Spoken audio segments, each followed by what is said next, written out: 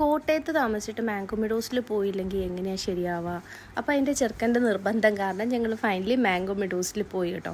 അപ്പോൾ എന്താണെന്നറിയാൻ വേണ്ടിയിട്ട് എപ്പോഴും ഒരു കൗതുകം ഉണ്ടായിരുന്നു, സംഭവം എന്തുവാന്ന്. അപ്പോൾ ഇവിടുത്തെ ഫീസ് വരുന്നത് പെർ ഹെഡ് 400 രൂപയാണ്. 3 വയസ്സിൻ്റെ അബവ് കുട്ടികൾക്കൊക്കെ നമ്മൾ 400 രൂപ പേ ചെയ്യണം. പിന്നെ ഇതൊരു ബൊട്ടാനിക്കൽ ഗാർഡൻ തന്നെ പറയാം. അവിടെ എല്ലാ തരത്തിലുള്ള മരങ്ങളൊക്കെ ഉണ്ട്, പലതരത്തിലുള്ള മരങ്ങളും ഉണ്ട്. പിന്നെ അതിൻ്റെ കൂടെ തന്നെ പിള്ളേർക്ക് കളിക്കാനുള്ള കുറേ ആക്ടിവിറ്റീസ് അവർ പ്ലാൻ ചെയ്തിട്ടുണ്ട്. അപ്പോൾ വലിയവർക്കും അതിനകത്ത് പാർട്ടിസിപ്പേറ്റ് ചെയ്യാം.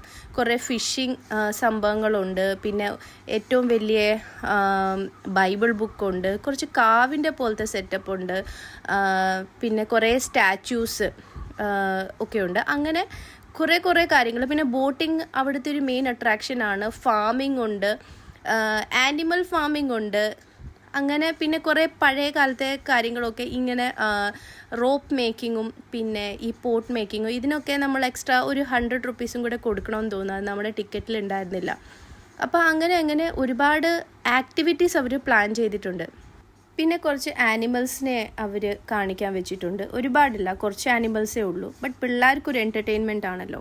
ഇതൊക്കെ കാണാൻ വേണ്ടിയിട്ട് ട്രെയിൻ അങ്ങനത്തെ എന്തെങ്കിലും നമ്മൾ എക്സ്ട്രാ ഗൈഡ് വല്ലതും യൂസ് ചെയ്യണമെങ്കിൽ നമുക്ക് അതിന് എക്സ്ട്രാ ചാർജ് പേ ചെയ്യണം. ഫുഡൊന്നും പുറത്തുനിന്ന് അലൗഡ് ആയിരുന്നില്ല.